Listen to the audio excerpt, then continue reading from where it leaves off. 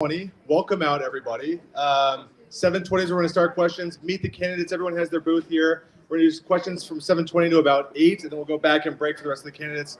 So we'll get started here in a little bit. Thanks so much.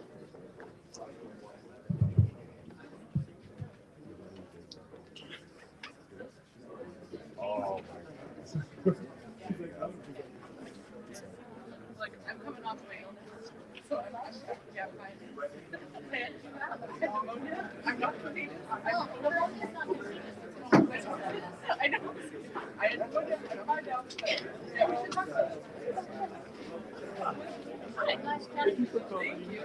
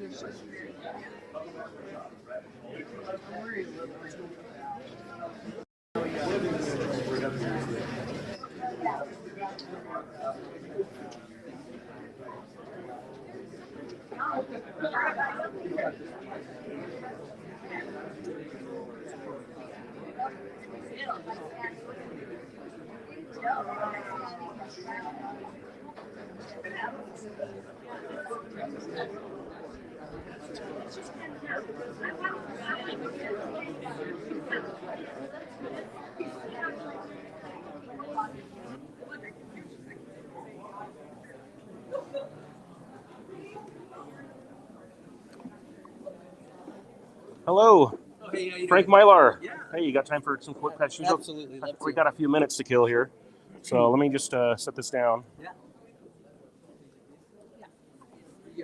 Here you go. So let's speak into that really quick. Can we hear you? Can you hear me? It sounds like Is we it can good? hear you. Yeah. Great. Okay. Hey, I'm Adam Bartholomew. Nice to meet you. Nice to meet you. I'm a state delegate down from Payson. Oh, great. So you're just doing this on your own. Yeah. You're not like a news thing. No, well, the Awesome. party asked me to do what I can, so I'm just trying to. And none of the people in my precinct can make it out to these events, so I'm just trying to get the word out. Nice. But I had some. I put out on Facebook in the delegate groups some. What would people want to know from their potential attorney general? Sure. And so I got a couple questions here. Absolutely. First one from someone named Patty. She said, "Will you work with our governor to change the loopholes in our existing laws that make us by default a sanctuary state?" Yes, absolutely. I've been actually asked this before. First of all, I need to correct something because we have a sanctuary city, which is Salt Lake City, and they declare that themselves. We're not now declared a sanctuary state, but I think we're being treated like it. Okay. So, but I will fight this. I will fight something that's more important that wasn't actually mentioned in that question. I will work with the legislature to make it a felony to bring any illegals into the state. You know how many air flights and bus rides there's going to be if they know they're going to be arrested by the sheriff's offices every time they enter this state? It'll cut it down to zero. So I will actually work with them to do that. I have a plan of how I'm going to fight this whole illegal alien stuff. What do you do with just kind of expanding on that? What do you do with the people that have been here? They've bought a home. They are contributing to the economy. They're working. They're not breaking our laws. They're paying our taxes, and they have a driver's privilege card from the state of Utah. Well, first of all, I do not think that you should have privileges that are associated with being a citizen. Okay. And everyone should go through the legal process. It's really not fair when somebody is trying to go through the legal process and they're waiting outside this country to be able to allow that to happen. However, practicality says all the criminals need to go immediately.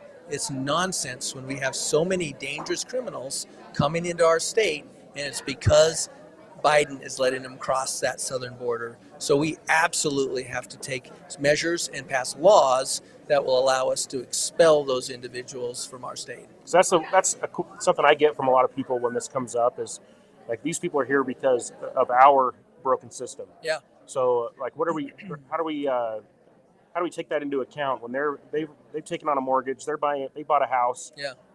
Illegal immigrant status, they've got a car loan, they're working a full-time job. Like, what do we do with those people? Well, like I said, right now, we have to get rid of the bad guys. Yeah. That's who you go first. We don't go after those guys first when we have so many bad guys that we need to get rid of. True. That's the bottom line. Mm-hmm. Great, thank you. She also says, will you work with our legislators to secure our elections and demand voter ID, in-person, paper ballot voting? I've already done that, actually, even for the state convention. I asked that is the only thing that we trust right now. Electronic and iPhones are not verifiable and reproducible and auditable. And until we can get to that where we 100% know that it can be reviewed, audited, recounted, we should not use this fancy technology. I've already asked for it. I sent 3 emails out asking the state party to require paper only for the convention. And I am a convention only candidate, by the way.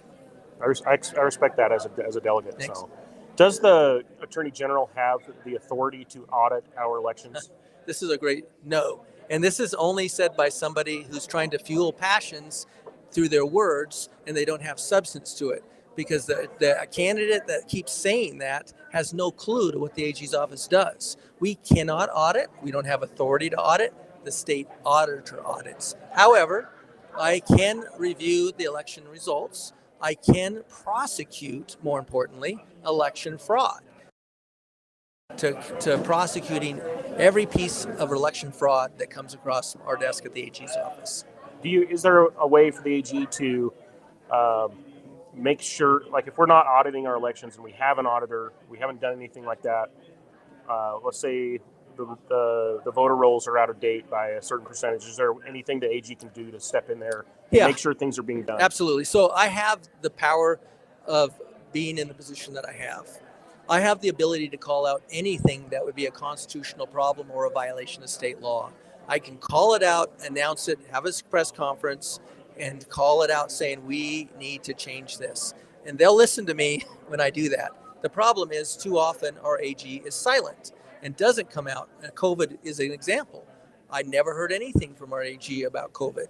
And yet there were very significant constitutional issues that people came to me about regarding getting religious exemptions for the vaccine. I helped people do that free of charge. That's why people can trust me as AG, because I've helped people vindicate so many constitutional rights without charging them a dime while I have my own private law practice. Great, thank you. Got time for a couple more? Sure. She also says, okay, here's another one. Melissa asks, how do charges of conspiracy and interference, I don't know what this is supposed to mean. Sorry. You know, it looks like we're going to get started here. Hang on. Thank you. Okay. Well, thanks for the Thank time, you very Frank. I much. appreciate it. Are you going to publish this in some way? Yeah, we're going to put all this out there. I can send you a link if you want. So, great. Thank you. That was Frank Mylar. Looks like people are going to get started. They're calling everybody up to the stage, so we're going to move up front here. Hey, how you doing?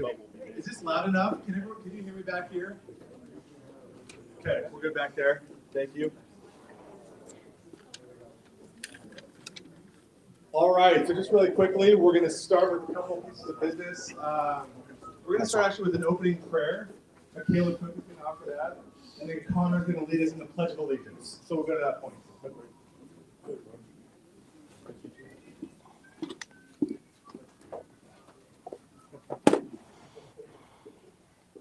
Our Father in heaven, we are grateful for this day and for all of our many blessings. We are grateful for the opportunity that we have to gather today and to be able to hear from candidates and be able to learn more about their positions. We are grateful for the rights that we have in this country and the ability to speak freely and assemble together. We ask that we'll be able to keep thy spirit with us and to do thy will and to be defenders of the Constitution and protect the rights of citizens. And we say these things in the name of Jesus Christ. Amen. Amen. Okay, you can stand. And here we go. I pledge allegiance to the flag of the United States of America and to the republic for which it stands, one nation, under God, indivisible, with liberty and justice for all. Thank you so much, Michaela and Connor. So welcome out tonight. This is the Young Republicans sponsored Attorney General Meet the Candidates event. We are just thrilled to be here. Just a quick background on how this all came to be. We wanted to host the Attorney Generals, and at first it was going to be just for the Young Republicans, and then we said, in the last few days, bring as many delegates as you want. This is a public forum. We want to have as many people here as we can. And we'll be doing a lot of Young Republicans events throughout the year. I'll just tell you really quickly what that is. So if you have kids, grandkids, or if you yourselves are interested, the Young Republicans is an 18 to 40-year-old young working professionals group, young families. It's the oldest young, sounds a little weird, but the oldest young political organization in the country. It goes back to the 1850s, and we've had a lot of notable people come out from that organization, so it's pretty cool. It's a professional, social, political organization. We are currently in the process of establishing county chapters in every county in the state, and so we'll have these little, burning fires in every county of Young Republicans doing events there. Especially 2024 is a big year, obviously, for that reason. I forgot to mention, I'm Zach Wilson. I'm the chair of the Utah Young Republicans. I truly think that the future of our country hangs on our ability to get young people into the party. And so we really like what we're doing here, a lot of exciting times. I'll just lay out a quick ground rule. And Keemon Dixon, who's our national committeeman, he's actually going to be running our event tonight and the questions that have been pre-selected. We were first going to do questions from the audience, but just to save time to do all of our questions, we're not going to. You can go talk with the candidates after the event. We'll have 20 to 30 minutes at the end to go speak with those candidates as well. Anyway, so people will come up and say, when is the AG debate? When is the Attorney General debate? And we had to say, folks, it is not a debate. It is a forum. And there's a little bit of a difference there. Huh? You sound like a lawyer. Sorry, I'm dating a lawyer. She's right there. Actually, she gave the prayer. So what does that mean? And Keemon will get into this a little bit more. I call him Katie. He's a good friend of mine, but Keemon Dixon. There is no rebuttal, and there's no time for rebuttal and going back and forth between the candidates. It's time to talk about your positions and your future and your opinion on the role of Attorney General. Without any further ado, so I'm going to hand the mic over to Keemon Dixon.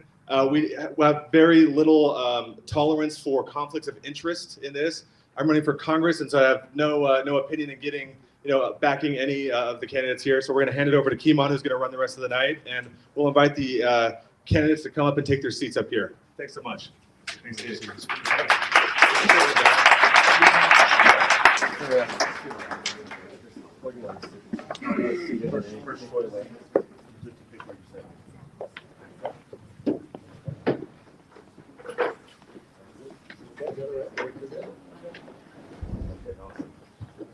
You'll interchange for each question. You'll interchange for each question who answers first. Okay. So the person closest to me will answer first. The first question, I'll answer that first question. And then for the second question, Derek will start. For the third question, you'll start. And then we'll first. And then you'll have 2 minutes to give a closing statement. And then you'll have 30 minutes to go back to the crowd and Fantastic. Yeah, we might keep it cracked open just for maybe one of them. You can close just so that more people are coming. Right. Yeah, no, I'm fine. Let's see if this works.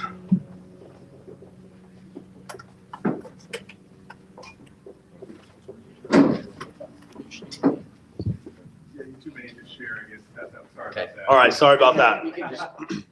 So I'm just going to go over the rules, and then I have the questions here as I was telling the candidates. So the first question will be answered, the first person to answer the question will be answered nearest to me. And then for the second question, then it'll go to Derek. For the third question, who will answer first, will go to Frank, and then or to Trent, I'm sorry. And then for the fourth question, it'll go to Rachel Terry. And then it'll revert back to Frank Mylar to answer the last question, and so on and so forth. And then 30 minutes, we'll leave about 30 minutes after this forum concludes for you to ask any other questions that you may have directly to the candidates themselves. So my name is Kimon Dixon. I'm the National Committeeman for Utah Young Republicans. As our state chair has said, this is a forum for young Republicans, but we also wanted to invite it to the state delegates so that they would have an opportunity to be able to meet all four of the candidates at one forum before state convention. We thank you for coming and participating with us, and we thank the candidates as well for doing so. So I'm just going to go over some ground rules. Each candidate, the moderator, shall answer the first question. As I said, the moderator may grant any candidate that is personally attacked by another candidate 45 seconds for a response.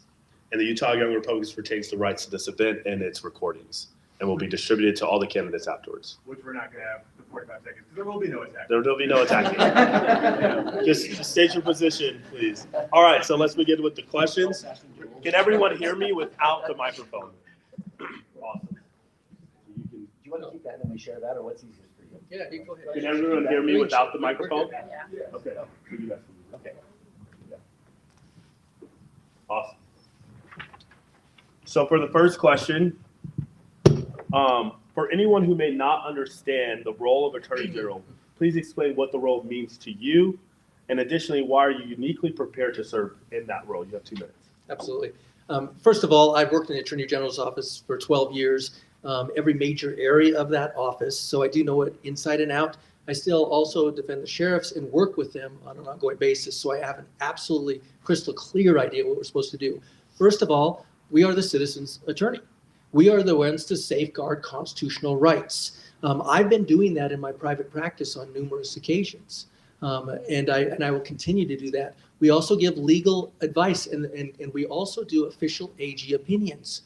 I've reviewed some official AG opinions, and one of them relied upon a pornography case that dealt with children, and it was a minority view from the Supreme Court where only 3 liberal justices agreed with it.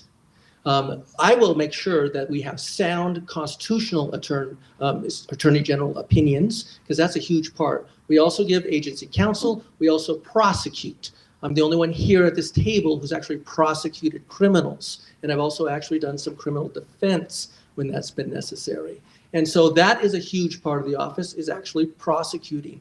And there's also criminal appeals and also different various civil appeals of state matters. I've also been involved in those issues. So basically, you also lead out in this process. You need to actually be a manager. I have an MBA, but I've also managed attorneys inside the AG's office and outside the AG's office. We haven't had very good AGs that have actually led in terms of leading that office. I plan to visit every one of the attorneys every year. I might meet them with groups, but I want to know what they're doing. I want to know how they can do their job better. Are we done with time? Yeah, are you the timekeeper? Yeah. Great. Yeah, that is very helpful. That's Thank you. the nod. The 1 minute and then the 2 minute. Oh, that's how it is? Okay. All right. Thank you, Zach. So thanks, Zach. And I'm Derek Brown. Great to be here. Thank you as well. Thank you to the Young Republicans. So I served as the chairman of the Utah Republican Party for a number of years. And one of my biggest concerns was the lack of young Republicans and the fact that I was meeting less and less people under the age of 30 who were self-identifying as Republicans. And so this is something I talked about at length. And so it's always been an issue for me, and I appreciate that you're doing that. I agree with a lot of what Frank said. In fact, I think everything Frank said in terms of the office, what it does.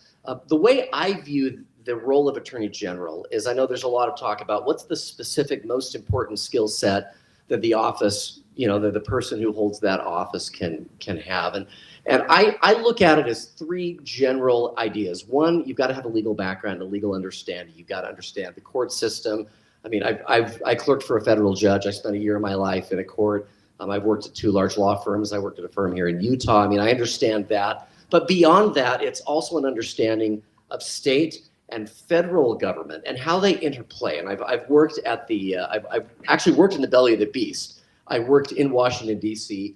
on Capitol Hill, navigating that. And when I was in the State House of Representatives, I saw kind of that interplay between state and federal government and how you push back. And then the third thing is really running an organization. So I think that those three skills are kind of paramount for what this position is. And it's a leadership position.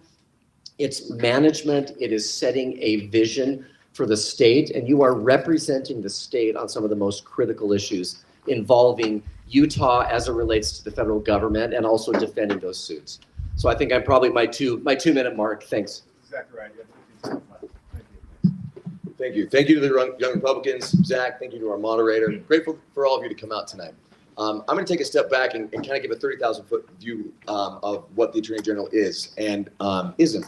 The Attorney General is the single most important check against every other branch and officer of government that you, the people, have. Okay? When you talk about checks and balances, people understand that generally. The governor can check the legislature can check the governor, the Attorney General can check all of them. At the state level, can check the governor and the legislature. At the county level, can check what's happening there. At the federal level, okay? I've given a lot of examples. There have been AGs that have fought back against the Biden administration and have won on a lot of different issues.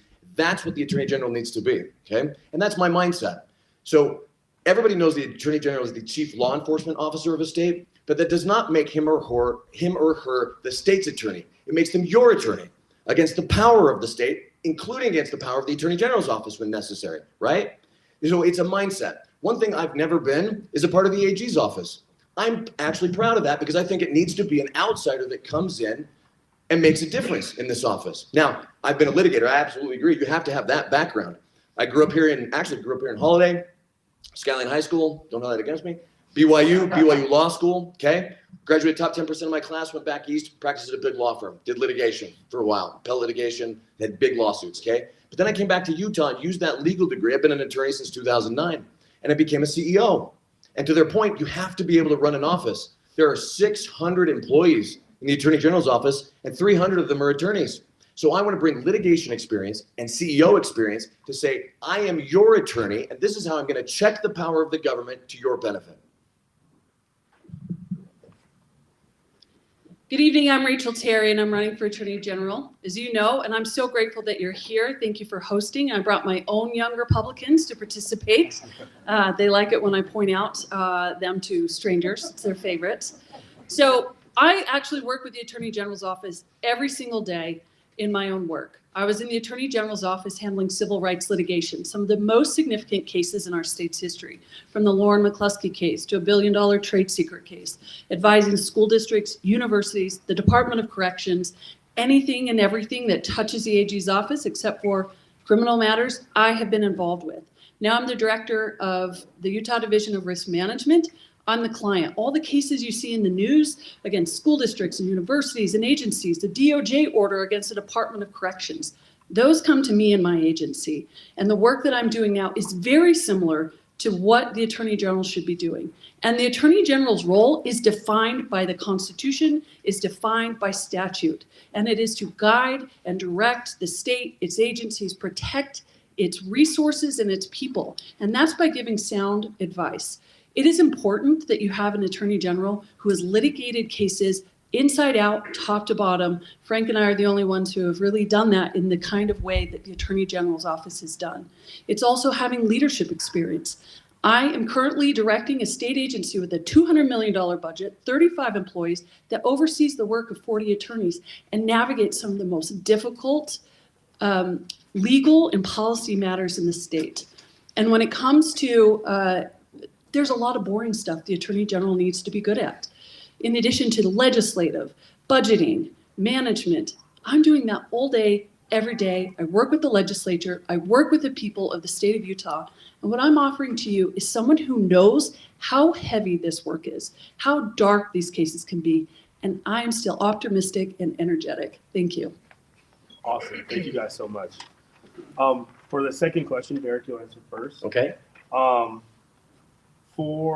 Tell us about aspects of the role you would implement from Attorney General Sean Reyes' service, and what would you leave behind? You have 2 minutes. Thank you. I appreciate that. I think Sean Reyes, our current Attorney General, has done a great job of leading out on a lot of issues, including things like pushing back against the federal government. And if I had to sort of identify, I mean, I don't even know how I do that in 2 minutes, but to the extent that I can, I mean, I think there are a couple of areas that are critical. One of them absolutely is the role of the Attorney General to represent Utah, to push back on federal overreach. The federal government is controlling virtually every aspect of our life. As I like to say, when I worked for Senator Mike Lee, we had this cabinet in the office that had all of the state laws that have been passed the previous year sitting on the top of this cabinet, about 600 pages. Inside the cabinet, 60,000 pages of regulations issued in the same period of time. So just to let that sink in. So 1 page of law for 100 pages of regulation. There are so many areas that we can push back on as a state. And this is one of the things that I think our Attorney General has done a good job of working through that and identifying specific areas where we can push back, whether it's education or energy or lands. We have 60 plus lawsuits currently in the works to identify lands related issues. When I worked with Senator Lee, this is one of the biggest issues we dealt with when we met with county commissioners is how do we take our lands back? What is it that we can do as a state?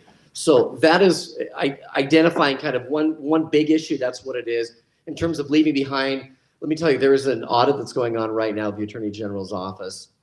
I know there's a lot of documents that they're turning over. And so I would hope that in terms of what it is that is recommended in the audit, I would look at that closely, would be implementing that, would be doing things like working side by side and opening up channels of communication with county sheriffs. I mean, I just spoke with the Washington County Sheriff, Sheriff Brooksby, who supports me in this race. And he mentioned that he'd love to see way more organization and communication. And that's not a 5 minute, that's a you're done, right? Okay. 5 more minutes. No. Exactly. Thank you. Okay, I appreciate that question. I'm going to name 2 specific things for both of those. First, ESG, okay?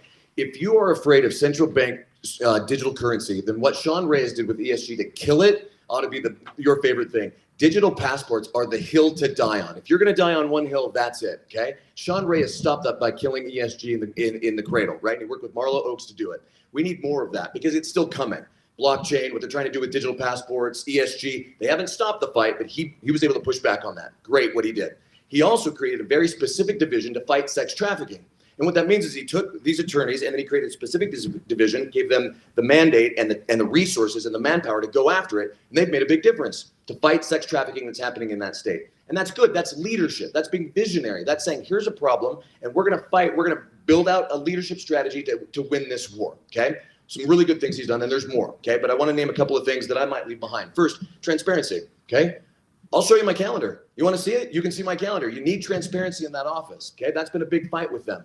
But in terms of the legislative audit, I think the problem with that is it's a little more politically motivated than it is legally motivated, okay? And so I would stop that in its cradle as well. But let me get to something else. I'd be a little more aggressive than Sean, to be quite honest. There's a lot of issues that we got to be aggressive on, okay? Yes, you enforce the laws. Yes, you put bad guys in jail. But what about election integrity, okay? That's not listed out in the exact duties of the Attorney General. That doesn't mean the Attorney General can't do it because the Attorney General has the full constitutional authority to investigate any other branch or any other officer of government. And if the Attorney General doesn't do it, then who is? So the Attorney General has to step up, okay? Step up on illegal immigration. Look, Texas is fighting the federal government. Well, where are we? We could join that lawsuit, great. Why isn't Utah opening up another lawsuit against the federal government? Because there are plenty of ways to do it, and the county sheriffs want to do it. They just need to know that there's a state AG that's going to have their back and build that strategy so they can do it. I've said this before to people, and it's a little cheesy, but I'm going to say it again. The position is Attorney General, okay? It's not Attorney Soldier, it's not Attorney Litigator, it's Attorney General. That implies vision, it implies strategy, it implies knowing what the end goal is and getting there, and that's what I'll do as Attorney General. I spent 7 years working with Sean Reyes, so I've had an insider look at this. And not an insider who wants to just throw away the baby with the bathwater. There's a lot of amazing things happening in the Attorney General's office. He hired great leaders. He was aware of what was going on. He was serving the people, but then something happened and something changed in the office. Sean got distracted by a lot of different things. And I saw it and experienced as well as the attorneys in the office. And why does that matter? Because these are people who are carrying out the most important work, the most important legal work that's happening in the state of Utah. This is dealing with internet crimes against children, that's prosecuting child pornography and child exploitation online. Growing that division is one of the most important things that he started and that we should be expanding on. He joined a lot of really important lawsuits, which we should also continue to be a part of. But the thing that I will do differently, and that I want to do, and that I'm offering to you that's different from anyone else, is I want to be in the office all day. I want to be there in the weeds doing the work. I want to be working on the cases, the ones where someone died, the ones where someone got hurt. I want to be visiting with the county commissioners who are begging the Attorney General's office to help them with some really sticky legal issues. I want to be working with the sheriffs to give them more tools to keep Utah safe. I will build those relationships. I will be present, and I will increase the morale of the office, because making sure that it is operating the way it's supposed to is the best way that we can protect Utah's rights. And one of the things that I'm proud to offer too is a relationship with other state attorneys general. I'm endorsed in this race by Ken Paxton, who is the Texas Attorney General, and will fight and work with him on protecting our borders, which means protecting Utah. Thank you. I actually neglected to say I used to be a Young Republicans chair as well as Zach, and it was almost dwindled away in 1994. I built it up to over 100 people on our list actually at that time that became actually very involved in politics. So I was glad to be able to share that. But as Attorney General, there are some things, yes, that they were mentioned that I agree with what Sean did. There's some things I very much disagree with. He sometimes over-prosecuted things that were garbage cases against sheriffs and deputies. And they're garbage cases because everyone that contested at the preliminary hearing stage, they were dismissed.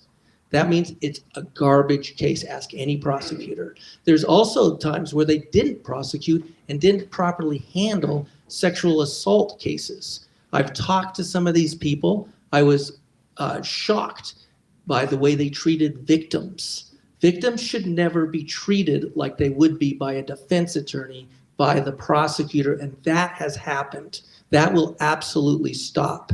Also, as I indicated earlier, I've seen some Attorney General opinions that were sloppy and not based upon precedent, but were based upon liberal law from the U.S. Supreme Court that only had 3 justices supporting it.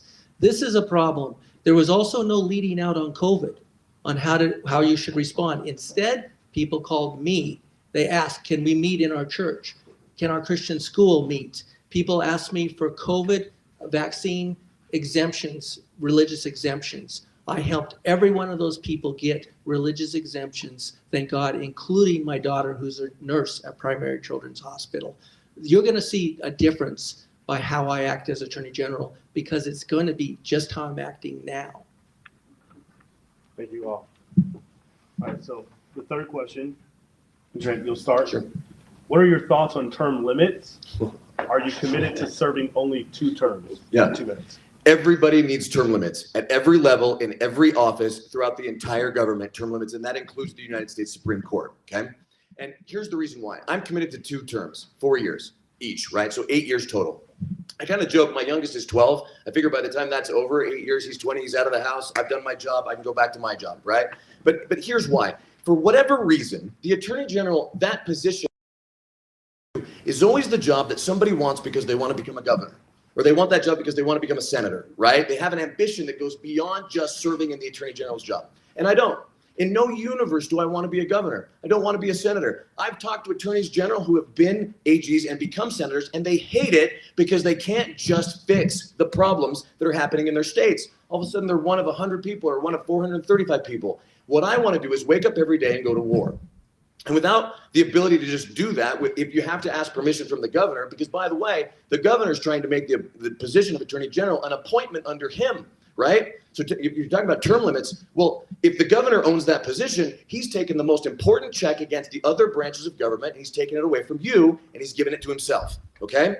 And that cannot happen, because if you do that, the Attorney General, if he wants to enforce election integrity, has to go ask his boss, the governor. If he wants to enforce the border, he's got to go ask his boss, the governor, right? Doesn't matter if you've got term limits because the governor can just fire you whenever he wants, okay? That's the issue that's happening right now in the state. So the quick answer is absolutely term limits, okay? But let me get to one other point as it relates to that. If we're talking about what's happening with election integrity in this state, in my opinion, election integrity needs to be on paper, in person, every time, period. That's what we need with election integrity. Thank you. But you can't just, the only thing an attorney general can't do is pass a law, right? You have to work with the legislature to get that done. So as attorney general, on day one, I'm going to start a full statewide transparent audit of our electoral system and prove to the people and the legislature what's working, what isn't, what's fraudulent, who needs to go to jail. And that's what I will do in my 8 years, and only 8 years. I agree. There should be term limits. In my own organization, the person who was there before was there for a really long time. And what happened when I came in is I got to see a lot of things that needed to be changed. A fresh set of eyes is always good. And so 8 years, I think, is the right number. After 8 years, let's change it up. And I am so grateful for the example that President George Washington set for the nation, because it took real courage. Because walking away from power takes courage. I'm applying for the job that I want. I know what it looks like. I know what it feels like. I know how to carry the weight that comes, and let's not kid ourselves. These are hard, heavy, difficult cases that the Attorney General's office carries. And 8 years is about as long as I think I can carry that weight. And then I want to return to whatever is ahead of me. And hopefully that's what the commitment that we will see from other leaders in our state is to get in, get it done, and get out. Yeah, I was already committed to just doing 2 terms. I'm 61 years old. I'll be about 69 probably when I get out. I do stay in shape. I run every day. I do 100 push-ups every day.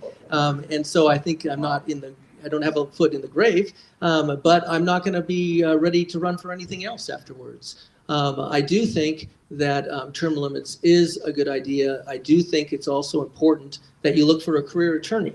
I'm the only one here that's actually a career attorney, that's actually fighting in the courts for 36 years.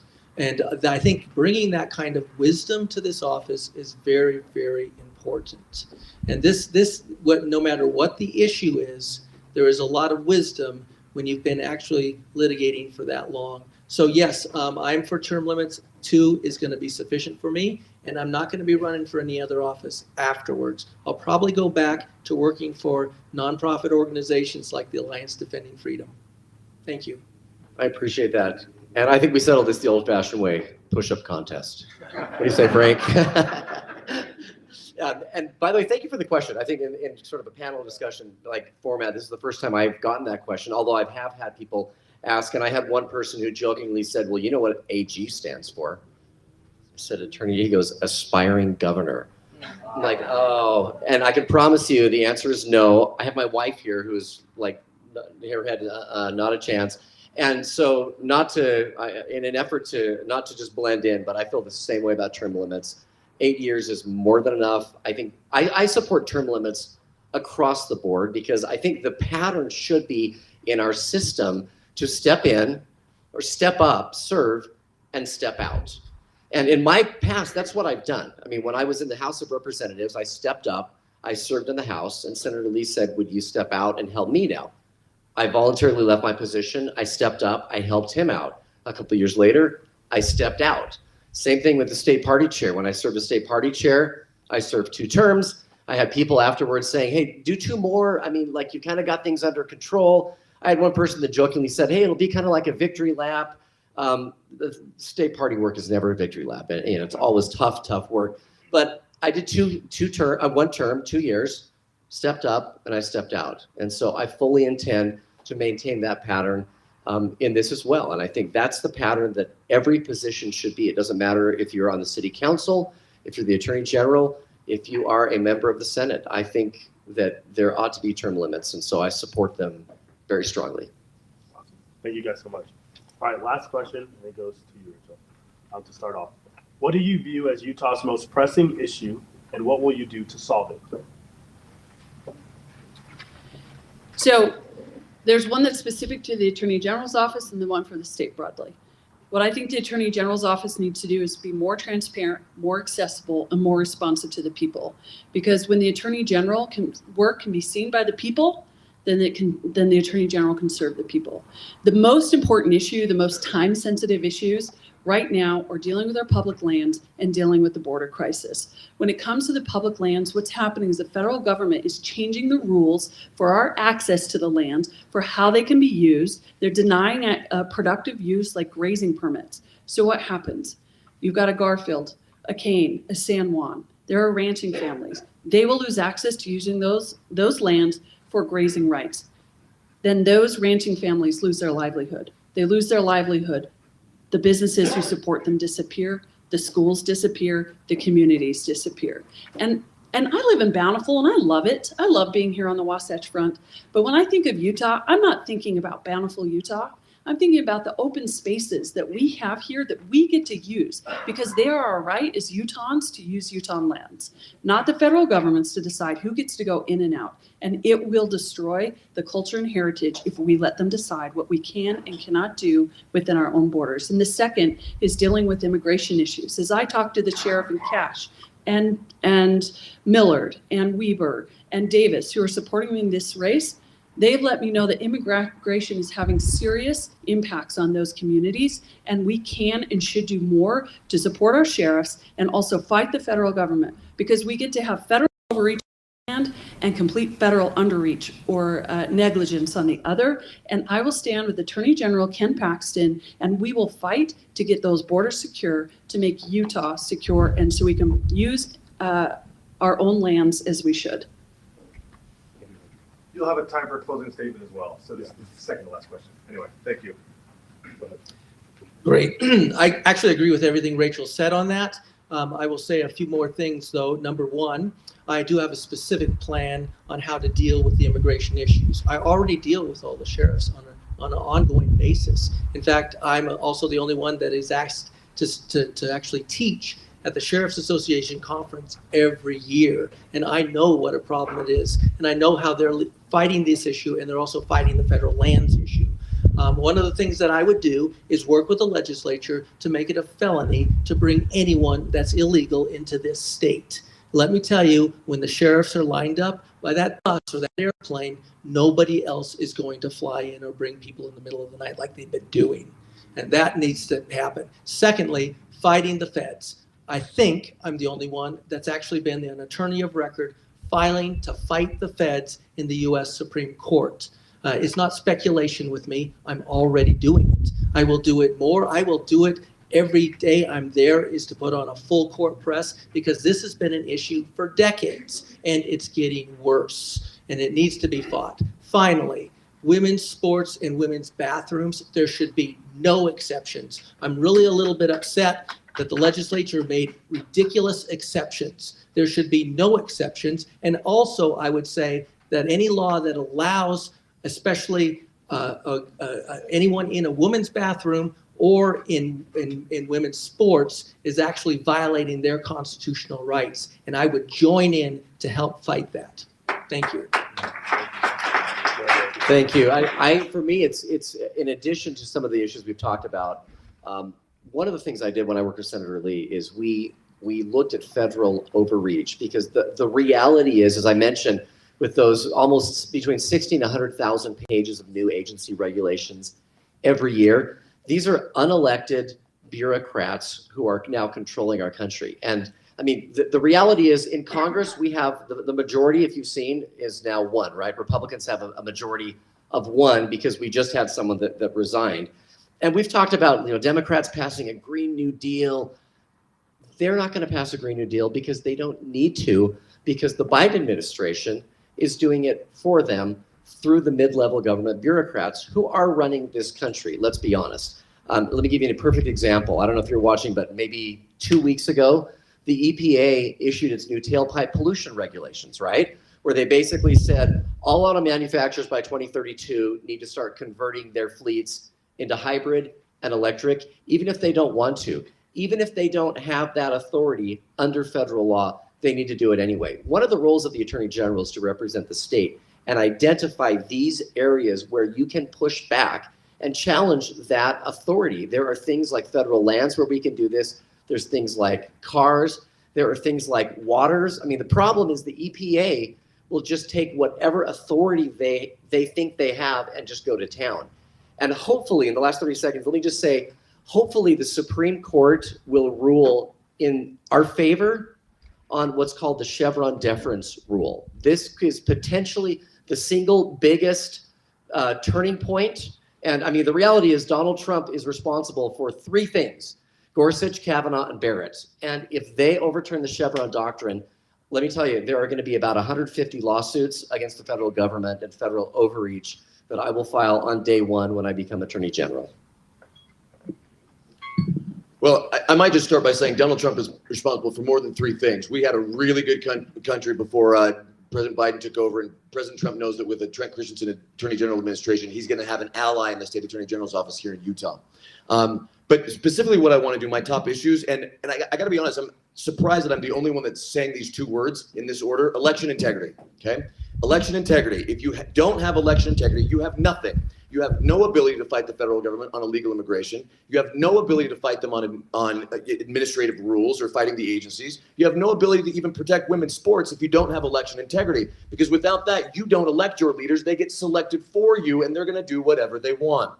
The Attorney General is the only elected official in this state with the power to stand up and stop it, to make a change. It's not in the day-to-day 9 to 5 of what you do, but you can get those things done and walk and chew gum at the same time. You've got to stop what's happening in this state. We have an utter lack of election integrity in this state, and the Attorney General is the only one that can stand up and stop it. I've talked a little bit before about how I want to do that, but let me get to a couple other issues, and we can talk about it after if you stick around. Illegal immigration. I'm not going to wait for the Utah legislature to pass something that's going to allow me to go and attack illegal immigration, because they won't, because the governor will veto it, right? He wants what's happening right now. We are acting like a sanctuary state, so the legislature is not going to show up and help, okay? Just 2 days ago, there was an illegal immigrant that was arrested in American Fork with 30 pounds of fentanyl. I can arrest him and charge him with state law. And if the feds say I have to come release him, I can say, fight me. And then you draw the fight. And then they come to you, and then you open a fight against the federal government. That's how you fight back against the federal government. You don't wait for the legislature to pass something. You go and fight. That's what I want to do as Attorney General. I want to support the local sheriffs, right? I want to fight back against the liberal Biden agenda, right? And at its core, you have to keep the Attorney General independent of the governor and everything else that's happening, right? But again, I'll say it again. If you don't have election integrity, you have nothing, okay? If you don't have that, you can't fight illegal immigration. I will fight those things from day one of my administration as your Attorney General. My name is Trent Christensen. Thank you. Awesome. Well, and thank you so much for answering all the questions. We're going to give you 2 minutes for closing statements because it was my fault that I didn't give you a minute for opening statements. And so we'll start. It's okay. It's okay. I think What's back to you? I think back to Frank. Back to Frank. Sorry. Yeah. We'll start with you, Frank. Thank you. Thank you. It's very important to have a seasoned attorney and that knows what they're talking about. For instance, the AG's office will not do an audit on elections. Not because I don't care about it, it's because they have no authority to do it. The state auditor does that. It's part of the reason you need to actually know what you're doing in this office. And it does help that you've actually worked there so you know what the AG's office does. It can, and I will, enforce any election fraud that happens. I can also give advice as to what the procedure should be. I absolutely favor that we have integrity every aspect of the way. And I think I may be one of the only candidates that's asked our state party to have paper ballots at the convention. I'm a convention-only candidate, and I want every vote to count. I also want you to look at the fact that actually, I think I'm the only candidate who's actually been in the trenches filing civil rights suits on behalf of people like you.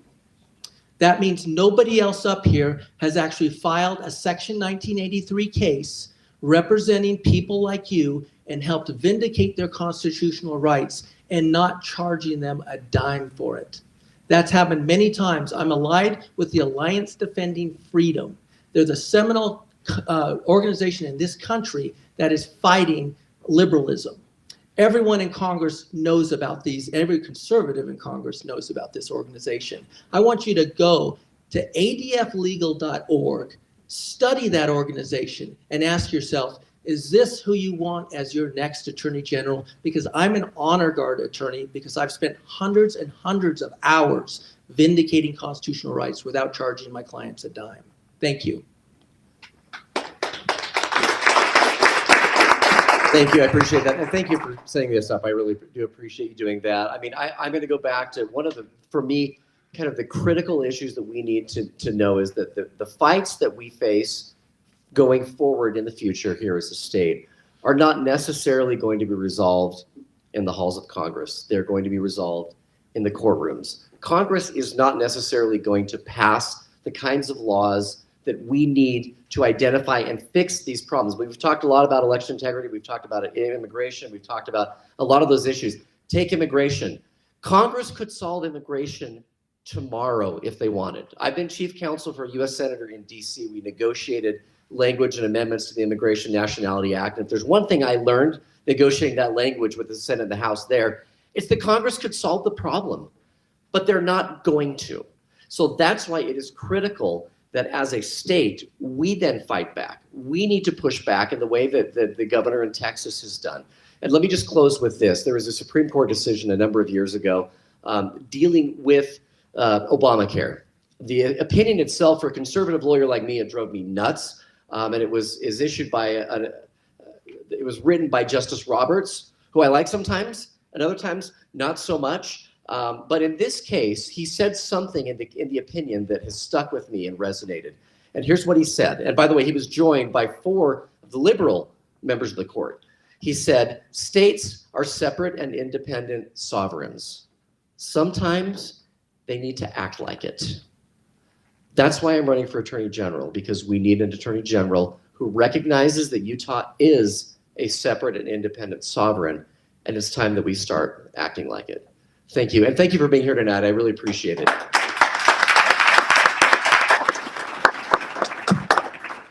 The illegal immigration problem that's happening in this country has nothing to do with Congress. President Joe Biden could change it tomorrow. He could stop it. He could actually do his job. He could stop the executive orders that he's passed. It has nothing to do with Congress. It has one thing, and that's the president, okay? But here's why that's important to understand that. It takes one person. Okay, one person. What I've heard here just now is an unwillingness and an incapacity to enforce election integrity. Do you know what an attorney general can do? If I go to the county clerks, if you go to the county clerks and say, I want to see the ballots, they can tell you no and get out of here. What happens when the state attorney general says, I want to see the ballots, I want to see the mail-in ballots, I want to see the machines, I'm going to put you, county clerk, under a subpoena, and you're going to have a deposition and you're going to tell me the truth. I want to talk to your county clerks, I want to talk to your staff. Okay, I want to audit the company that's running our election rolls and doing it wrong, right? If you're telling me the attorney general can't do an election integrity audit, get off the stage, because you don't belong here. You're not willing to do the job that's going to secure our future for our families, okay? We need election integrity. Now, we also need illegal immigration. There are sheriffs that want this. They want to be able to do it right now, and they have all the tools to do it. They just need to know that there's an attorney general that's got their back. They are the tip of the spear.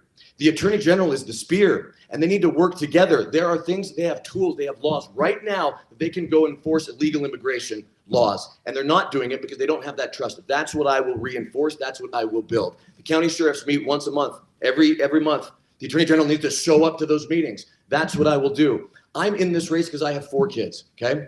I don't have any other reason other than those 4 kids. I will not allow them to live in a state that's going to be California in 5 years. I will not let my kids or your kids live in a state that acts like a sanctuary state with impunity. And I will not allow them to live in a state, or anyone's children, that where the federal government can come and take our lands and take our rights with impunity and tell us how we need to live our lives. We will be electing our leaders in this state, not selecting them. I will enforce that as your attorney general. Thank you.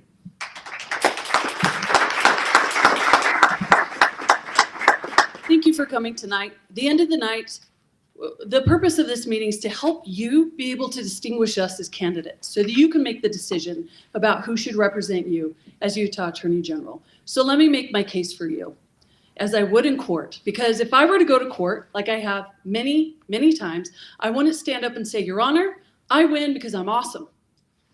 All my facts are awesome. Everything I do is awesome. You'd say, okay, that's insufficient. Instead, I would lay out my case, and then I would point out the flaws in my opponent's case. So let me make that case to you tonight. Like Frank, I'm a very experienced attorney.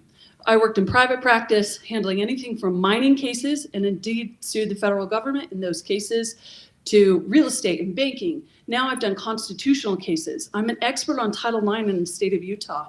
I have done the work, I've carried that load, and I do it every single day. The stuff I'm working on every day, it is hard and it is heavy. Like Derek, who's been a lobbyist for the last 10 years, I too have political experience. I've worked with the legislature. I worked with them this year to completely restructure the Division of Risk Management. They have entrusted me with $127 million to completely change everything we're doing in terms of insuring the state. And this new program will save you tens of millions of dollars. And like Trent, I have passion. I have passion for this work. I have passion for the people. I know what it's like. I know what it feels like. I know how to do it. And I want to do it every day. The reason I'm running for Attorney General is not because I want some cool new title. It's not because you know what I'm doing. I'm doing this work today, and I will keep doing this work, whether you vote for me or not, because it matters to me that you are represented and cared for well. So I hope that you will see that I'm the person that you want to endorse. I'm endorsed by sheriffs, county commissioners, Attorney General Ken Paxton, and the one endorsement that really matters to me is a person in the office named Brian Tarbett, who oversees 300 of those employees, knows what I can do, and trusts me to do the work well. Thank you.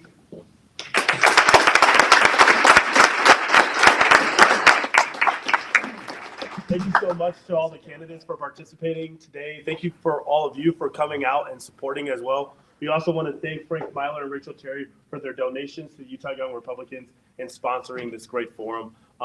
We have about 30 to 45 minutes for you to be able to mingle and talk with the candidates, and then they're going to close the doors on us at 9 o'clock. So thank you so much. Zach, should we get a photo with all of them? Real quick, can we get a photo with all of you guys? Just right here. Yeah.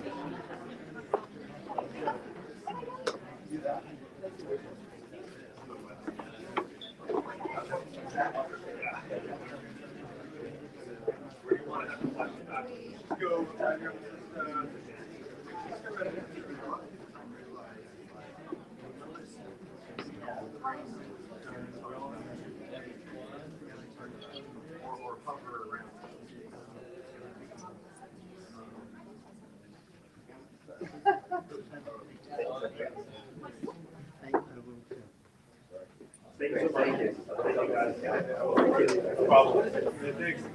I'm not running for cancer. So at the beginning of it, I was oh, you talked about the circuit for that. Yeah. So I was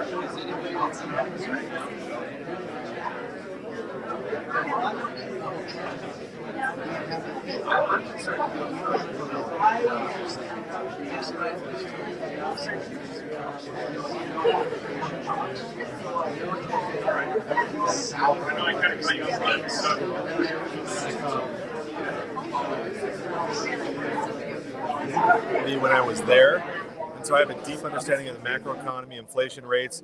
I've got to be honest. I believe this is the number one issue facing America in the next 10 to 15 years. Truthfully, this is. I'm sounding the alarm. This is like a comet coming to hit the world. Frankly, I think that debt deficit, unchecked and continuing as it is, this is an issue that could legitimately destabilize the American empire. And I am someone who understands that deeply. Inflation rates, I said that Federal Reserve, I understand that in a way no one else in the race does fully. The last reason is my age. I'm 29 years old. I'm running to restore a sense of American idealism in young people. We have the youngest state in the country. The youngest district in the youngest state is Congressional District 3. If we can't nail our messaging with the younger generation, we have a serious problem. By 2028, I've thrown this out a couple times, over half of our voters in this state will be young millennials, all of Gen Z, and Gen Alpha actually will be voters. That's not 50 years from now. That's the next presidential cycle. So that's something I'm deeply concerned about. That's one of the reasons we have this here, the Young Republicans, is to engage the next generation. Cool. I had the wrong mic selected when we first started. Tell me who you are again. Oh yeah, Zach Wilson, Congressional District 3, running for Congress. You said you were in private equity. What does that mean? Yeah, so private equity, essentially you raise dollars from private investors, whether it's a family, an individual, a foundation, whatever it is. Actually, we have a big investors is a nonprofit that we have. But anyway, you buy, whether it's a business or a piece of real estate, like I said, operating companies. So private equity is pretty broad. But anyway, yeah. Are you familiar with the Unusual Whales report? Absolutely. So John Curtis actually made more in the stock market than Nancy Pelosi in 2022. I'm aware. From what a lot of people consider to be insider trading from, on companies that appear before his committees. Yeah. What do you think about that, for one? And would you vote to restrict that with people that are in Congress and Senate while you're in office? Yeah. I'm against anything that decreases trust between the people and the elected officials. That's one of the clear examples of something that should be tossed out. Believe me, I would love to own single name stocks as someone who loves finance, who studied that. But I have made a commitment that I will never own a single name stock as a representative. And I would gladly sponsor something like that. I know they've tried to do that in the past, and for whatever reason, it hasn't worked out. I see Democrats online, I see Republicans on board for this, but it just doesn't get to the finish line for whatever reason. It's a difficult one. Yeah. So I'd be very happy to get rid of that. It's like getting the county commissioners to vote for themselves to get a pay decrease, right? Yeah, exactly. Yeah. Well, it's the same with term limits. Yeah. It's really hard to get someone to sign on the fact that I'm not going to be in this office. And, I don't think I want to kick myself out of the job, even though term limits is something I deeply support. Yeah. Okay. All right. Are you gathering signatures? I'm not. I'm a convention-only candidate. It's up to the delegates and convention, and I'm proud to be a convention-only candidate. Great. And the delegates, by the way, love that. So, yeah, they do. Yeah. Great. Well, appreciate Thank you you. running. Thank you. Yeah. Nice to meet you. You as well. What's your name? Adam Bartholomew. Adam Bartholomew. Yeah. Thank you. Yeah. I'm a precinct chair down in Payson. So Awesome. Nice. That's south of Provo. No, but I mean, I know that, but it's where's the cutoff between ours and Burgess's? The cutoff is the freeway. So depending on where you live in Payson, you can be in either district. Okay, yeah. got it. Yeah. Well, cool. So- Is this all here? Is that where? Yeah, that's all mine. Where can we get a recording of this? I've got it streaming right now into the delegate groups. Okay. And it'll be on YouTube and stuff. I can send it to you if you want. I would love that. Yeah, what's your? Here, take my. You got a card or something? Yeah, that's my cell Perfect. phone. Yeah. My cell phone number, not my staffer's, my cell phone number. Cool. Send that to me because I know there's some people that wanted to see the footage of that as well. Awesome. So, All right. Thank you. Mr. Nice to meet you. Bartholomew, you as well. Yeah. Thank you. Let's see if we can get someone else here.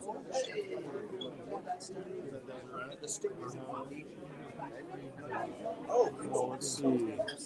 Nice. Thanks for streaming. Hey, no problem. No problem. Let's see if we can get some more candidates on here. Let's all do one. Have you gotten all the AGs? I talked to Frank before the event. I'm going to try and get Rachel, and it's streaming in the delegate groups on Facebook right now.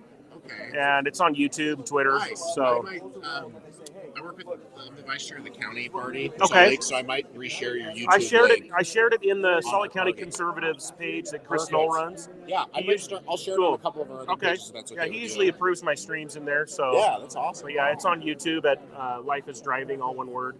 Cool. And then also Mainstream Media Utah is who I'm with. It's I'm going out to all these places. So we're just like a startup Utah broadcast. That's nice. What's your name, by the way? My name's Adam Bartholomew. Mackie Smith. Nice to meet you. Cool. Thanks for putting this on. Were you part of it? I used to be the Young Republican chair. Then you before aged Zach. out. Not aged out. It's Yeah. more of like how do I word it. It's if you're not doing succession planning and building like the next person, then like in politics, there's a lot of narcissists who are like, when I was in charge, it was good, and now it's bad. And it's like, no, that means you didn't do your job. You know what I mean? Yeah. Like people want to take credit, and so Cool. for me, my best accomplishment is like getting Zach to take over Okay. and run with it. Okay. Also getting us our auxiliary status with the Cool. state party again. But All right. yeah, so. And then he's running, like showing an example of running as a young Republican, and then Yeah. he'll get the next person. Who do you like for AG? Oh man. Well, if you don't mind I've sticking a microphone in your face. Is this on the streaming? Oh yeah. Okay. You're live right now. Wow. Well, hi. Hello, everyone. Oh, let me just. Yeah. No, I've been. It's kind of funny. Like my family's known Derek Brown for decades. Okay. So I just think he's a good guy. You think he's a good guy? So I've talked to him when like there aren't cameras and no one's around. And so, but one thing that I like is I have nothing negative to say about the other three candidates. So I think it's really cool that we have Cool. like 4 quality Yeah. options. But yeah, I just Derek helped us become a young Republican group again. Okay. So I've seen him. You can pretend to care, but you can't pretend to show up. I've seen him show up a lot. And then I also like, not to go too biblical, but the whole harmless as doves but wise as serpents. Like you can be intense as a lawyer, but also not be a jerk. And Sure. I think he walks that tightrope Okay. really well. Cool. So, Thanks for that input. And now it's on the Yeah. record. So. Anyway. All right. We know who you're working for. I'm not working. Just kidding. Yeah. Unfortunately, I don't know. No worries. Let's see if we can get Rachel Terry here. I'll wait for you. No.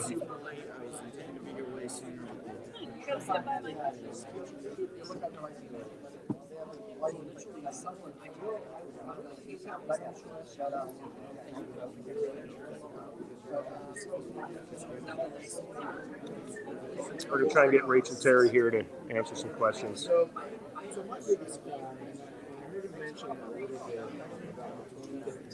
about so there's 2 major dates that are the big We have a hot mic moment. Don't say anything racist.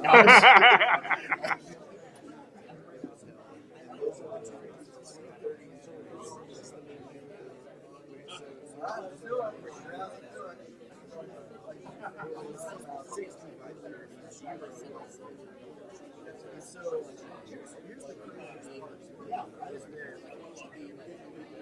This is the UN.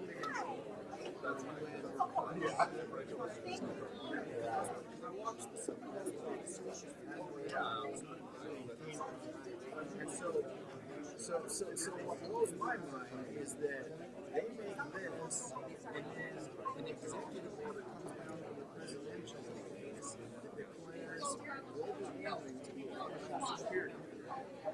And so this executive order was written based on the UN's legislation. They're a couple of based on the I would like to know where Congress agreed to borrow money, because if it's so, then that means the president is making executive orders for our government at the executive order, which he shouldn't be doing. We're seeing with this legislation pushing an agenda. You have to have no people by 20, or governments have to invest in people by 20%, which is no, that's what I'm saying. Their Congress is based on this like, oh, we should ask. Has Congress actually fallen in line with the UN request? Because if not, that is straight up illegal. Do you know how executive orders are supposed to be, baby? Well, okay, so the executive order is an order that only applies to the executive branch. And so, no, well, that's the problem. See, because right now, as they create new programs, all those programs fall under the executive order. And so, it's the executive order is basically a set of instructions of how a law created locally by the legislature is supposed to be executed. Because the branch of execution. So, what they're supposed to do is take the legislature and then write the executive order that says, okay, here's the law. Now here's how we do this. Like here's the meat and potatoes of how this is supposed to be done. Okay. What I want you to look into is legislation that is pushing us to make these adjustments according to this executive order. How do we push back on that?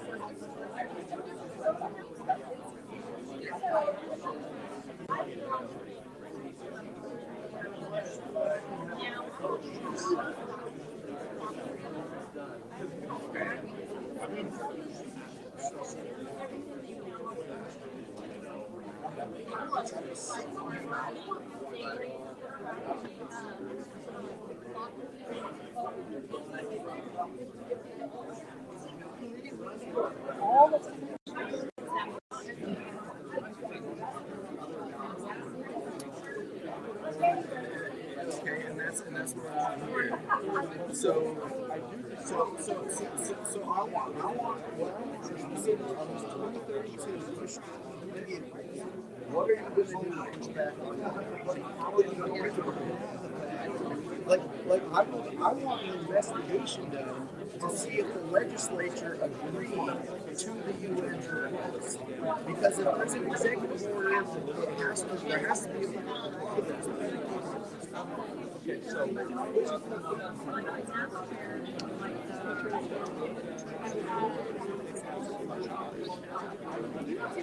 what do you think? No, that's my point. No, I know. EV law is just a byproduct.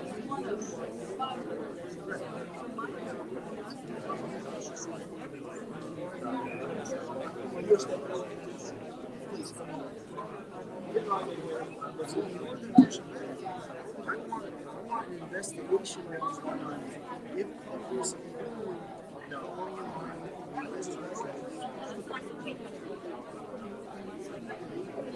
if you got the whole state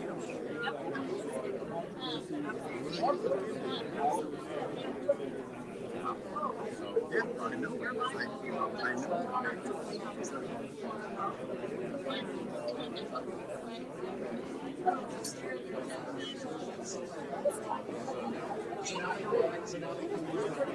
No, I'm waiting for Rachel. So I could though if you want to be on camera. No, it's not picking you up.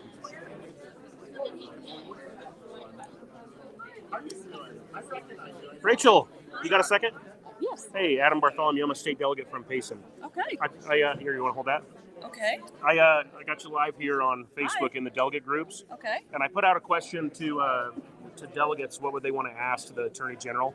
Okay. So I got a couple questions, but I love one that a you're lot of doing people this. asked was, the legislature has put out a few bills regarding, this is from somebody named Melody, a few bills regarding sensitive materials, or what many refer to as porn in school libraries. Yeah. Schools, districts, etc. seem mostly unwilling to enforce it, and so the content has remained largely the same. Can the AG enforce those laws by suing and or by other means, and can he or she, or will he or she, hold the schools accountable? So one of the problems for why school districts haven't been effectively complying with these is because they got inconsistent advice from the Attorney General's office. There were 2 different letters interpreting those statutes, and a lot of those, I don't think there's as much wiggle room in the interpretation in light of the changes to the legislation. So what I will do as the Attorney General is give them clear and express direction on how to comply with state law. The other thing I will offer to them is cover, so that a lot of schools are afraid to act because they think they're going to be sued by the ACLU. But now the legislation expressly provides that the Attorney General can protect them. So unless it's covered by insurance or a statute, the Attorney General's office cannot represent school districts. So they've been really nervous about how to move forward because they don't have the litigation protection. Now the Attorney General's office can protect them so they can move forward and they can comply with the law. Okay. What if a school, like if somebody had posted the Davis school district still had some books that were found to be, some of them are really graphic, like showing, sex acts and stuff like that in the illustrations, or describing, rape of a minor from the rapist's perspective, kind of in a celebratory way. It's awful. That the books are still in the library. Would you be able to hold the schools accountable for not enforcing the law that's been passed? No, that's not how that works, unfortunately. And anyone who tells you differently doesn't understand the dynamic with the Attorney General's office. But what we can do is when an individual brings that to the school district and they are failing to comply, we can help those school districts comply. And we will guide and direct them in the compliance. Okay. We don't prosecute the schools. We, however, provide them legal advice in these contexts to help them comply. And I've done that many times where there was a lot of misunderstanding on how they should do it. This isn't something that's new to me. I have sat with superintendents, sat with their attorneys and said, look, this is how this works. Let's get it done. And it's been very effective. Okay. Got time for another one? Sure, one more. The question was about affordable housing, and a lot of communities feel like they're being forced into it from some Obama-era policies that have mandated a certain percentage of affordable housing, or high density, low income housing. I don't know exactly what it is, but do you support that? And would you be able to push back against the federal government in those requirements? Yes. So one of the things the Attorney General's office is supposed to be doing is fighting federal overreach wherever it pops up. Obviously, that takes a lot of time and resources, and so we pick our battles. But when it comes to housing, it comes to protecting Utah's resources, Utah's families, Utah's communities, that is a key part of what the Attorney General's office can and should do. Okay. All right. Do you support those kind of policies in general? Like, the affordable housing? The mandated high-density housing units that are being kind of forced into, if you build a certain number of single-family homes, you have to build a certain number of high-density units. I believe that that governments closest to the people work best in making those decisions. Those should be at the city level and the county level. And the legislature trying to push down how that works on cities is unhelpful. Okay. All right. Cool. Thank you. Thank you. Yeah, appreciate you running. Hi. I don't know how. See if we can get Derek Brown over here.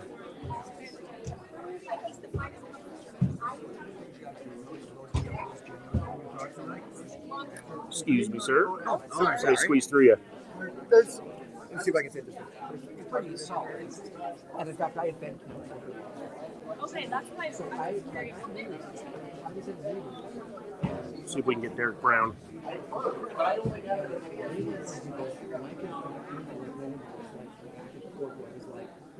He's like, wait, what are we talking about? What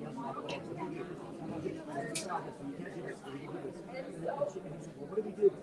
How long do we have it? Yesterday, 1:30, they both look at their watches. And he goes, we got 30 minutes. Go. I literally was like, I had no idea. the price is that low. Oh, it's anyway. She's seriously. Yeah, she really is cool. She's like the mom of boys. Yeah, yes. She's great. I'm a fan. Thank you. You've got I'm finished in May. Yeah, so what I want to do is share Oh, my daughter was like, I didn't know what you were maybe like 40. And I have this like side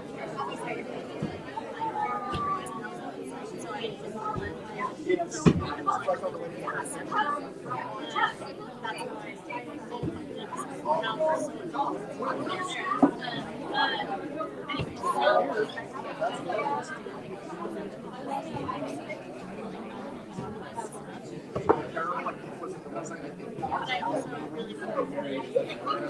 No, what you do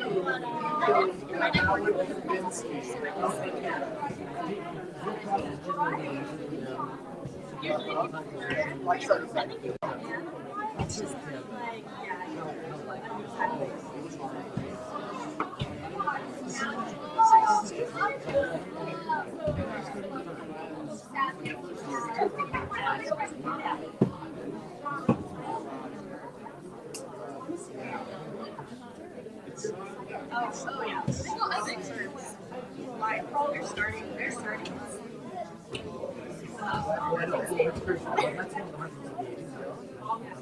Yeah. And they even raised their ratings like they went really far.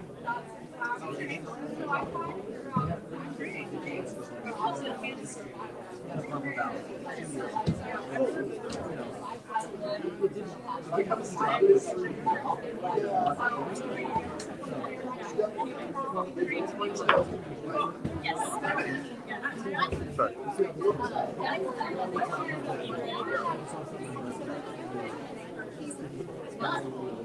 It's not the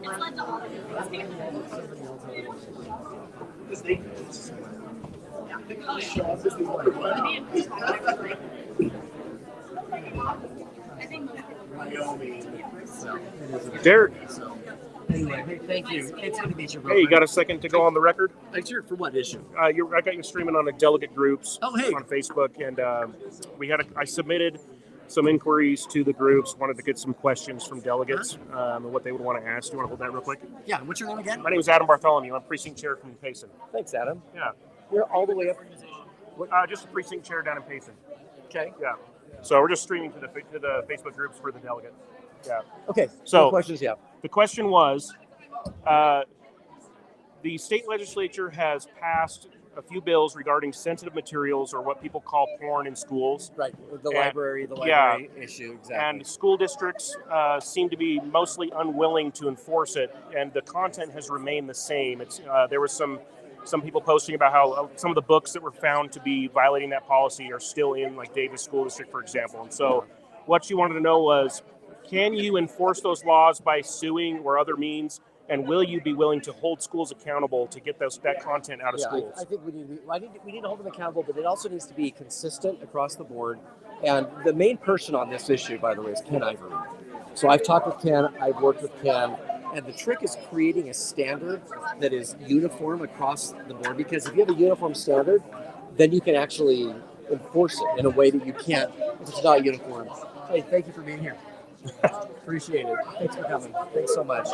So, I mean, the answer is yes. Do we enforce it? Yes. But you're right that the material hasn't necessarily changed. The standard has changed. And so the issue really is, how do you work with the school districts to make sure that they can implement it? Because what they need, and this is the difficult part, is from a legal standpoint, you need clarity about the standard that you're implementing, right? And once you have that kind of clarity and the consistency of the standard, then you're able to enforce what it is that is in there. Okay. Right. And I know that there will also be, some of these groups, and I've talked to some of these groups that are looking at actually filing suit against the state or against the individual school districts as well, for the lack of consistent interpretation. So that's something else that needs to be looked at. So all right. Anyway, can one more question real quick? Can the Attorney General audit elections?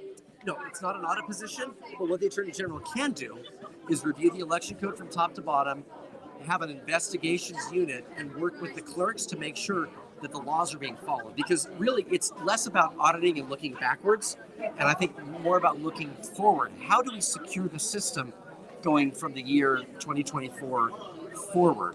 And how do we create a system that makes sure that the clerks are actually following it? And so when I was the state party chair, one of my biggest concerns was Salt Lake County.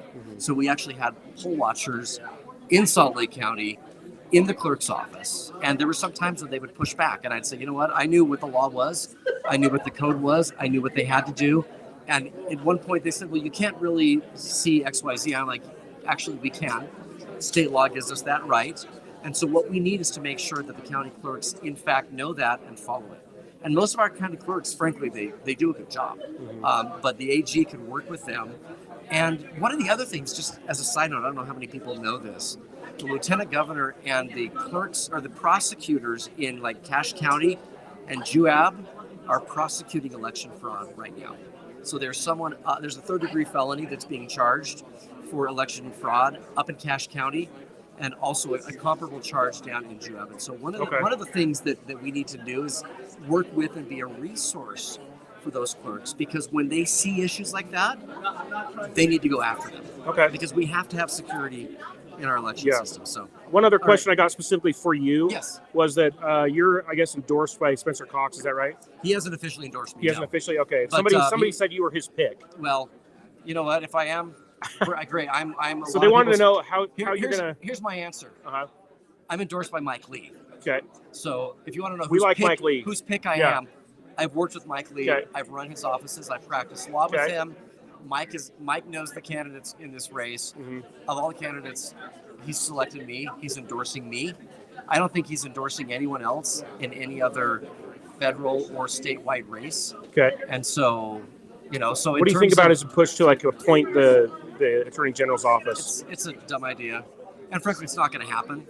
I mean, like, I've gone around the state. Every time this comes up, I always ask groups of people, like, what do you think about the issue? And I have never met somebody who thinks it's a good idea.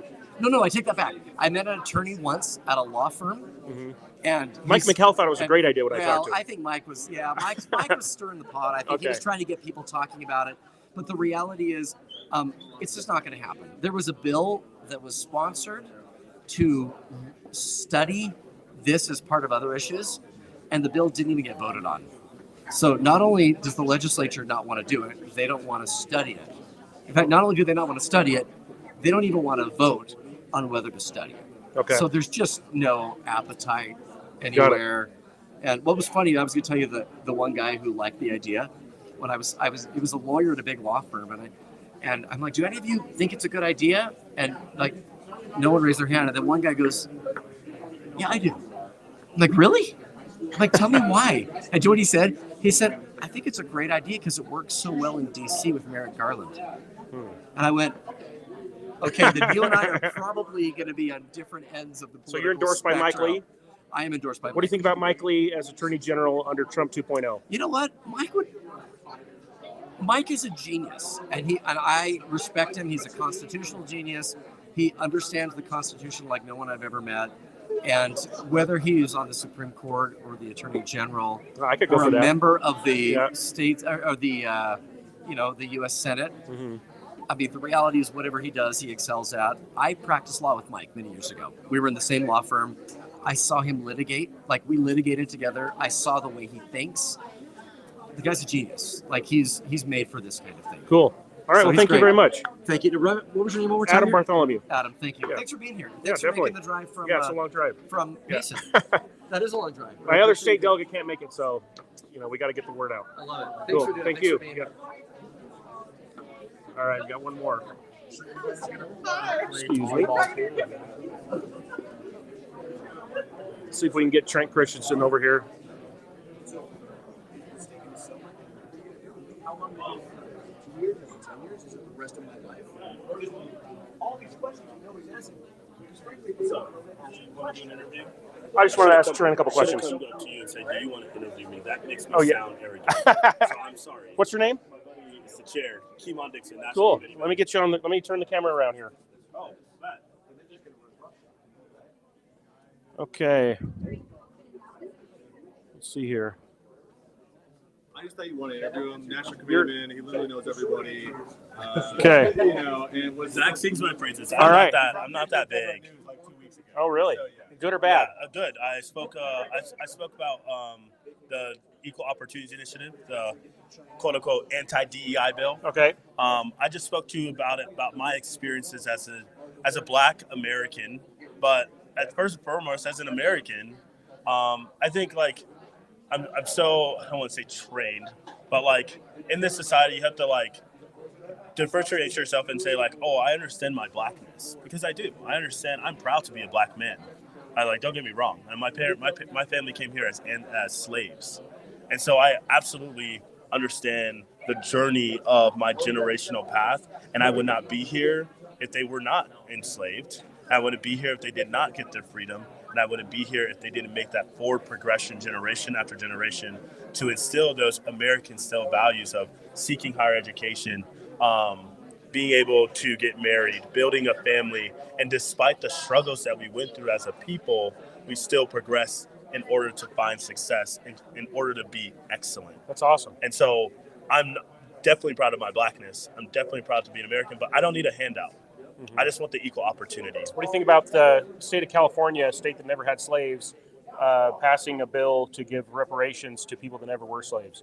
I don't think that that's appropriate. And I think also you're using taxpayer dollars to do so. Yeah, funded by people who never owned slaves. Who never owned slaves, right? And so I think if you want to make reparations, I guess, equitable in that view, using their language, I think then you use companies that were established in the slave trade era that benefited from the slave trade that are still in production today, make them pay those reparations. What kind of companies would that be? I don't know. Okay. But that's what I'm saying. That's Got what it. the logic that I makes would sense. have. Yeah, right? I can see that. Whatever companies benefited from slavery and the slave trade or segregation and profited off of the misery and the separations of people, those companies should be the ones to pay restitution to those people because they put them in chains or they hindered their opportunity to pursue their American dream. But I don't believe in taxpayer dollars paying me. I wasn't a slave. Personally, I was not a slave. Now, my ancestors were, but why am I receiving a check on their behalf, and what am I going to do with that check? When we live in a country where we don't even teach our American citizens in high school financial literacy anymore. We have kids that are trying to be influencers on TikTok, and then once they're making a couple bucks on TikTok, they don't even know how to invest that money for their future. So let's go back to the drawing board and make sure that we're teaching our children financial literacy in high school in case they're not being taught that in their homes, because not every parent has the opportunity to teach their child financial literacy because they're working financial literacy jobs. And American exceptionalism. Yes. That's what I think. And so I think personally, I agree with you.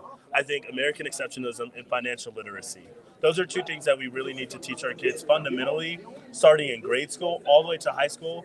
And then if you're going to give someone a reparations check, then they actually know what to do with it instead of going and buying a car or going to buy some clothes or some bags, some Louis stuff. Like that stuff that doesn't matter. Materialistic materials that will not benefit them in their future. Okay. So what is a national committeeman? So the National Committeemen for Utah Young Republicans, we're the Young Republicans chapter here in Utah. Okay. We're executive committee. We work hand in hand with our college Republican counterparts and the state leadership and county leadership. And what that basically means for myself is I go to quarterly meetings across the nation and meet with other national committeemen and women, other young Republican chapters in all 50 states, including Guam and Puerto Rico. And in that role, I'm able to represent Utah, Utah's values, and our conservative ideals at the national level, where I'm able to talk about how we recruit, how we're mentoring, and how we're electing young Republicans to elected office. Even more so, helping everyday Utahns run for office, whether they have the financial ability to do so themselves or they have to fundraise those dollars. Okay. I've been involved in campaigns and politics since 2020, working on John Huntsman's campaign, working on Burgess Owens' campaign, working on Senator Mike Lee's campaign as a college outreach. I worked on Mayor Trent Stack's county race and city race. I've been very much involved. And right now I'm working on Case Lawrence for the United States Congress in the 3rd Congressional District in Utah, a political outsider, someone who built a company, scaled it, made payroll, but it's a traditional conservative that's willing to do the work and not get involved in the drama. So you were in the news about the DEI bill that passed? Is that, Yes. right? Is that right? Absolutely. What are your thoughts on that bill? I love that bill because it says that you cannot discriminate based off personal identity characteristics. A lot of people want to say the anti-DEI bill is going to be discriminatory. Well, you can't discriminate or make any type of program or scholarship based off someone's skin color, their sexual orientation, their sexual identity, their handicapness, their sex, their religious identification. No personal identity characteristics can be included when providing scholarships or providing housing or providing merit-based. It should be merit-based because your merits, what you do, how you take on opportunity that's given to you is what you do with it. Equity is a fallacy. Trying to create equal outcomes is a fallacy. It doesn't exist. Because if you take the same African-American male, just like myself, that went to school at Brumby Elementary School in Marietta, Georgia, and you put both of us today at 26 years old, who in the vein of society is doing better, me or this random person? And how are you going to make an equal outcome when that person didn't serve in the Marine Corps like I did? That person didn't serve due to deployments like I did. That person doesn't have post-traumatic stress like I do, right? So thank you. And so you can't create equal outcomes. It's impossible. But what we can do is provide an equal opportunity to succeed. And what you do with that opportunity is your choice. That's in capturing the American dream. My wife is running for school board down in Utah County. She's mixed. She's half black, half white. And she testified in the Senate hearing for this. Carrie? Yes. Oh, wow. Yeah, I met her a couple times. Oh, you have? Okay. Yeah, awesome. There's a prominent activist here in Salt Lake, a black activist that Darlene? Yes, and she took a picture of my wife testifying and said that she was a prominent black face of anti-blackness testifying against this bill. I hate it when black people try to turn against their own people to prop up their own political agenda. It seems we like are all Americans. Anybody who disagrees with her point is now, a black face of anti-black, Right, and that's wrong because we're all black and we all have a shared experience. Such as, I'll tell you this story. I live on Foothill Drive right here in Salt Lake City. I go to the University of Utah. I'm driving down to my gospel parents' home, and I see an African-American man who owns a lawn care company. And all he does is points his head down as an acknowledgement of our existence as people and as black people in Utah. And I nod my head as well back to him and give him a wave and said, "Hello, brother." And he said, "Hello back." That is a shared communion. Did he know I was a conservative? No. Did I know if he's a conservative? No. But it's that shared experience. And I think as black people, we can sometimes vilify each other just because we have a difference of opinion or a different viewpoint on the world and how we see it and how we should live in it and how we should excel amongst other groups of people. And I think we need to just sit back and say, okay, you have that opinion, I have this opinion, without saying you're being a blackface for this white supremacist group. When you don't know the heart of that person or their intention, and all you're doing is spewing hate on your social media platform, and you don't like it when people do it to you, but you're doing it to your own people. But then you're telling me that I'm being anti-black. No, ma'am, your behavior is anti-black. You are diminishing your own message because you're being hateful instead of being inspiring. You want to bring people to your message. You want to bring people to your side.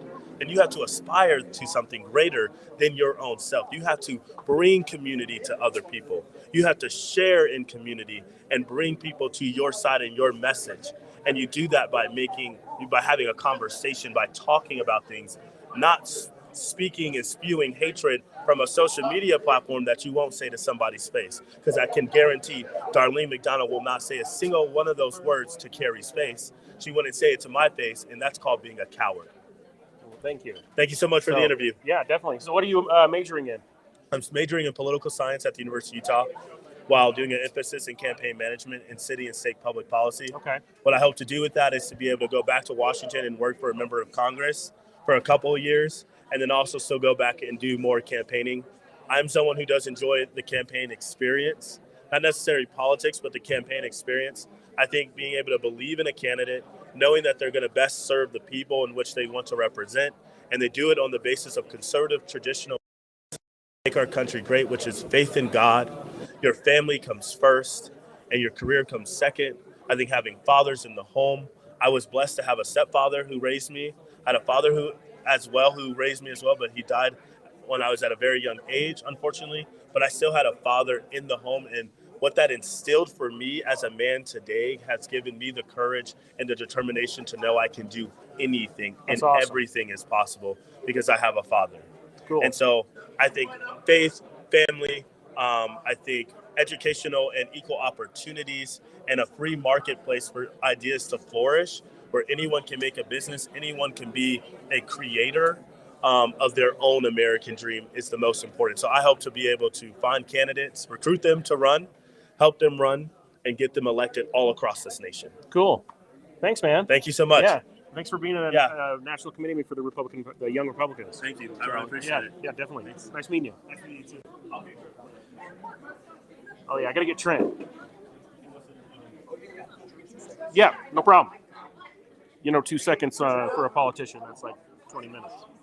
We'll see. We're running out of time here.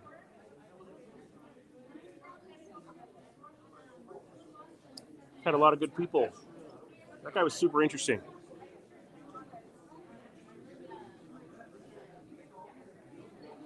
It's funny to note that when I was talking to Derek Brown, as soon as I put the camera in his face, a guy, I think it's his campaign manager or his handler, jumped up behind me to find out who I was, and he was kind of there, standing over my shoulder, kind of staring us down. As I think he was really interested or concerned with what Derek Brown was going to say, and Derek didn't really want to. He kept on trying to cut it off. I really felt like he was trying to cut off the interview. That was pretty interesting.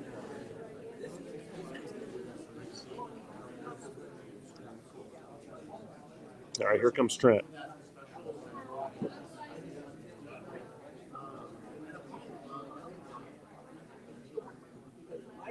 How's that cookie?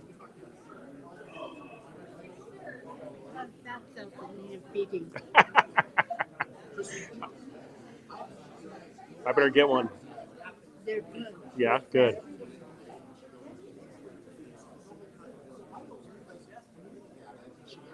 Might have to vote for the cook. Oh yeah? I think they're Costco cookies. I know. Somebody at Costco needs to be AG. In their deli, they have a new cookie. It's like a giant chocolate chip cookie that, how like Crumble sells those $6 cookies or whatever? You know what I'm talking about? The Crumble cookie and all those different cookie makers that are around here. It's like $6 for one gigantic cookie, and Costco has a new cookie. I think it's like $1.50 or something, but it's just like those. It's like made with all butter, and it's so good. My mom likes, they only make one kind, but my mom likes to get them, when they're still warm, but man, they're good.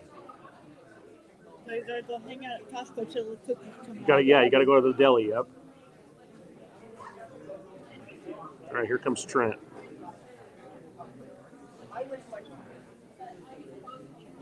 Frank Mylar's on the day. Did you send me a cookie? I mean, you better have. Yeah. We're going to do this interview here. see here. College students.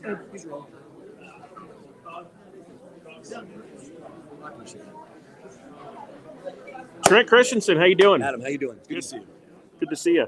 Hey, a couple questions for you. I put out in the delegate groups some questions about what they would want to ask the Attorney General, and one of the questions was about the legislature has passed some bills recently about essentially porn in schools, which is sensitive materials in schools, Right. and the districts seem to be largely uninterested in enforcing the new laws, and it came out that some of these books that are really graphic with either illustrations or descriptions in the text are still in like Davis School District, for example. And so the question was, is the Attorney General able to enforce that law, and are you willing, like with lawsuits or whatever, and are you willing to, if you're Attorney General, enforce that law? So let me explain this first. The Attorney General sits at the top of every regulatory agency in the state, and that includes the State Board of Education, the county boards, all of them, right? Okay, so the Attorney General doesn't just have the ability to do it. In my opinion, he's got the responsibility to enforce those laws, right? Legislature passes it, that's the law, okay, that's what we're going to do. But here's a way that you do it, okay? Attorney Generals can write what's called an advisory opinion, okay? I can go, I don't need permission to write it, I just can go do it and say, look, here's the law, here's what you have to enforce, and go give it to the board. But here's what they also do. Those advisory opinions serve as notice. So if I showed up as Attorney General to the Davis County School Board and said, look, I've seen what's happening, you're not following the laws, here's an advisory opinion that says, I see you, I know what you're doing, you're not following the laws, and I'm going to be back here in 3 months and we're going to check this. They are now on legal notice that they need to enforce these laws, and if they don't, there are repercussions. Because that's what's happening. They're not afraid of anybody. What happens if they don't follow the law? Nothing, currently, right? Because the Attorney General doesn't want to take that fight. That's an important fight for me. So you write those advisory opinions. You actually literally show up to the hearing with cameras in tow and say, this is what's happening. I see you. I know what you're doing. And I'm going to be back here in 3 months, and this had better change. Because if not, there are legal repercussions to what you're doing. Okay. And the Attorney General has full regulatory control, able to do that, doesn't need to get permission from the legislature, doesn't need to get permission from the governor, can just go and fix it if he's willing. Okay. One of the other things was about election integrity, and I know you've talked a lot about that in your different appearances and stuff, and some of the other candidates have said no, the office, there are some things, but they cannot audit elections. And I know you're saying day one, we want to audit the elections. What do you mean by that? And is that something that can actually be done by the Attorney General? I was really dismayed. Today was the first day I ever disagreed with Frank Mylar. I was dismayed by that. I really was. Look, when I say we're going to audit it, he says, well, no, you can't, because that's the auditor's department. The auditor handles finances, right? And so, yes, they would be a component of what I do. But look, we're going to look at all of it. I mean, call it what you want, an investigation, an audit, whatever. But we're going to dig into every component of election integrity, and we're going to make sure it works. And if it doesn't, we're going to get that data, and we're going to push the legislature to make a change. And if somebody's breaking the law, then we're going to arrest that person, right? Because I think that's happening in this state. In my personal opinion, it needs to go back to on paper and in person at Election Day, period, okay? But I can't just do that by fiat. I can't pass a law. We need the legislature's help. But for somebody to say, look, we can't do that, all that tells me is that they are either incapable or unwilling of doing the hard work to make sure that our elections matter. So I don't want to hear about semantics. Well, you can't audit. That's an auditor's department. No, they handle finances, right? Look, and I give this example a lot. Your smartphone, it didn't exist until it did, right? The Constitution didn't exist until it did. So don't tell me I can't do something. I'm going to create it, and we're going to enforce election integrity. And just for you to be like, well, that's never been done before. Well, guess what? I'm going to do it. And I'm going to make sure that my kids live in a state where we elect our leaders, not have them selected for us by other people. And, you know, Frank and I need to sit down and have that conversation, you know, and I can help him kind of see the light on this. Yeah, that'd be cool. One second. Thank you, everyone, for coming. We just need to be able to wrap up now. But thank you all for coming. Thanks, man. I grew up here, but I lived in Washington State for 20 years. Okay, yeah. I watched it go from red to permanent blue lock. And one of the biggest problems in King County was that the voter rolls were over 14% out of date. Right. And there's a list, actually you can find it online, of houses that some of them have close to 1,000 registered voters at a single family residence. And the list goes, there's hundreds of the houses on this list, and many of them have 200 to 400 registered voters at the address. Some of the registered voters are 124 years old. So the oldest people, That's amazing. the healthiest people and oldest people are living in Washington State. And let me ask you a question. Who's the only elected official that can go do anything about that in a state? The only one? The Secretary of State. Okay. Or the lieutenant governor here in Utah. Right. It'd be the governor. They have the control over elections, right? But if it's happening and it's illegal, then whose domain does it fall in? Right? If it's illegal, if someone's doing something illegal, then it becomes my job to fix Well, it. if you have a county that's unwilling to clean up their rolls That's or what unwilling to subpoenas do are that, how would That's you what- handle that? That's what subpoenas are So for. Salt Lake County is a very blue county. Right. If I say, look, you're breaking the law, and I can prove that you are, and I have enough to go off of, then we open an investigation. And I can put every single one of the county clerks under oath, subpoena them, put them under oath, and do a deposition, and have them answer questions under oath about what's happening. I can do it to them. I can do it to their staff, right? We can do it to all of them. But to your point about voter rolls, Utah currently employs this company. It's called ERIC. A lot of people have heard about it. Yes. And they've study after study has shown that they're purposely making the problem worse, but we're sending them money, right? Utah is the only red state left using the service, and everybody knows it doesn't work. So here's what I could do. It doesn't matter that they're not in Utah. I could sue them, right? I could demonstrate to the whole world that they're not working and end them, right? Not just get Utah out of it, actually crush it. Demonstrate that they're doing illegal things and end the entire thing. And that doesn't just benefit Utah, right? It benefits a lot of, this is what'll happen. The liberals will just come up with a new one, right? But at least we got Utah out of it, right? At least we did our job. But to say it's election integrity, let somebody else audit it. You can't audit it. No, that's just telling me you're unwilling to take the step and fight that fight. Okay. Another thing you talked about real quick is illegal immigration. It is a state's issue.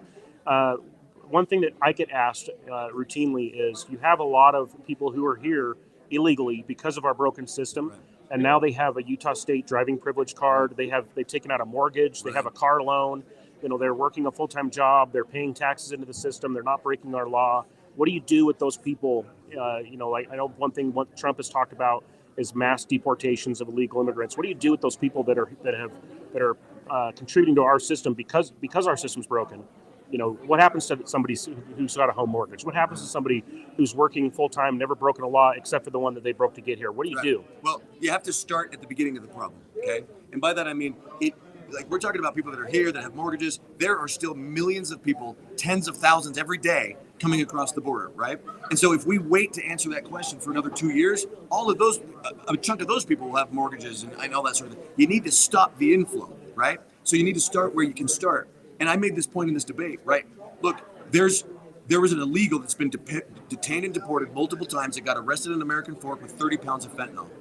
But we're not prosecuting him because ICE says we can't. So we're just giving in to the federal government and letting that happen, okay? So that's where you start. You take those people, you prosecute them using state law. And that was another thing that was I want to get to your question, but it was a little dismaying. I heard another candidate say, well, I have to work with the legislature in order to do that. No, you don't. You can do it right now. There's state law on the books. You can enforce it right now. Don't tell me you got to work with the legislature or get permission from the governor. You enforce it now. And then so you stop the inflow of illegals, especially the criminals, right? Everything happening up I-15, all the drug trafficking, sex trafficking, child trafficking. You stop that first, right? You make them pick a different state. You secure Utah's border, okay?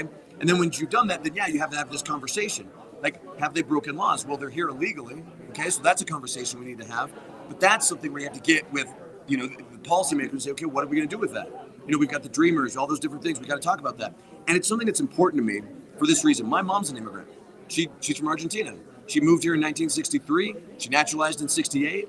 So some of this language around immigration, it's really harsh. And a lot of it's offensive, right?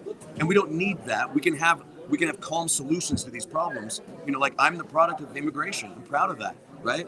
But it doesn't mean you don't enforce the laws, right? You still have to enforce the laws, and there still has to be something that those people go through in order to become legal immigrants.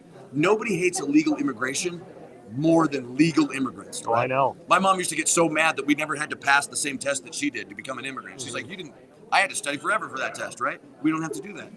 So there has to be something, right? There has to be some sort of process that they go through, and that might be deportation and they come back in. If there was massive invasion of the border, then maybe there needs to be a massive deportation, right? It's a national issue, but it's also a state issue.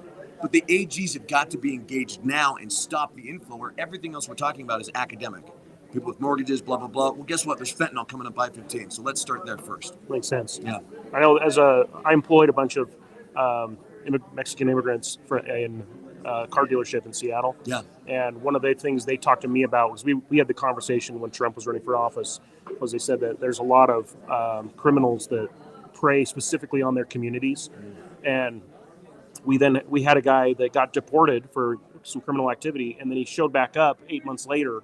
He had come back across the border and he wanted his job back. Right. But he said, "But you have to hire me under this name." He's got a new Social Security card, a Right. new, obviously there's some things happening behind the scenes that are kind of incentivizing this to happen. Right. But how do we stop people from, like clearly with our driving privilege cards and allowing the banking Right, stuff like that, we're right. incentivizing the No, people you're to come absolutely here. right. Well, and my answer is elections have consequences, right? We have a current administration in this state, governor, that wants those things to happen, right?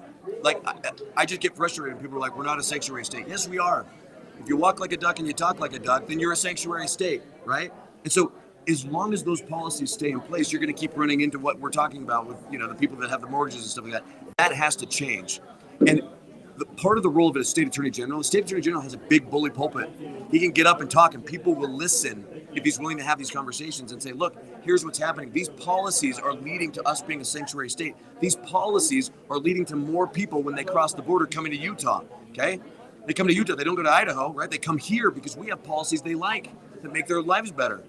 And we got to fight these elections of these elected officials that want these things to happen. So if I'm arresting people with fentanyl coming up I-15, then we have a conversation about that. We have a conversation about all the other policies that are allowing them to come. We have a conversation about what ICE is doing that's making it virtually impossible for our county sheriffs to enforce the law, right? And we push the issue. Why are we allowing these things? And the governor gets up because it's an election year and says, no, we're not a sanctuary state. We never will be. Well, just because you did give us the official declaration, the official designation as a sanctuary state, doesn't mean we're not. They're inviting this problem into this state.